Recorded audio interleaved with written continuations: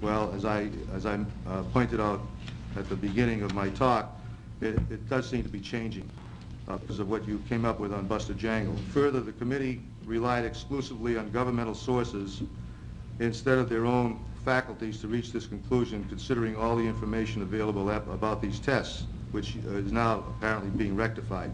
Can you imagine the uproar that would ensue when participants in the other test series learned that the tests they were in were not considered experimental?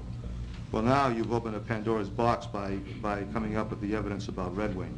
So documentary material that is in our favor. Documentary material has been presented to this committee stating that urine samples were to be obtained from all the test participants, which of course were not obtained from the vast majority of the test participants. Why are urine samples taken? Are they taken to see how much radiation remains in the body? Are they taken to determine how the ingested radiation affects the subject's health? We think the urine samples, if they are taken, have been taken, were to determine that how little was left in the body, despite the damage what was excreted previously caused.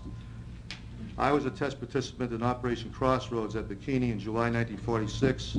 One of my crewmates recently informed me, I hadn't seen him for years, recently informed me that he was told not to look at the atomic detonation because he might suffer serious radiation injury. I'm talking about Test Able, the bomb that shows on the cover of this newsletter.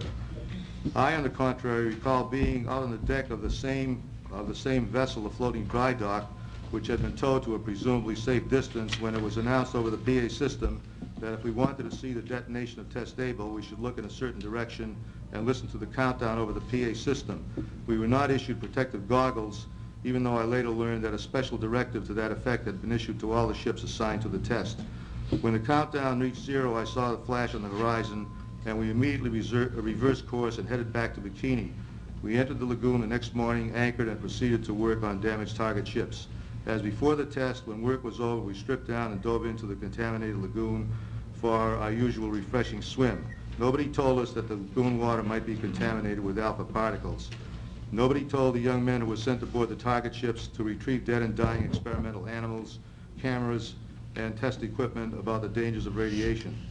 Why were some of the target ships quote-unquote decontaminated and declared Geiger sweet as opposed to Geiger sour when they were really not, so that the crews could go back aboard to resume their normal duties? We believe that this was experimental. Why do the surviving crew members of some of the support ships still refer to them as death ships? The bottom line is that they wanted to see how our ability to engage in combat operations during a nuclear war would be affected. They wanted to see how living aboard supposedly decontaminated target ships would affect our ability to perform our military duties. And we were also the victims of the insatiable curiosity of Dr. Strangeloves like Dr. Edward Teller, who wanted to see what could be learned from the testing of bombs of many different designs and yields.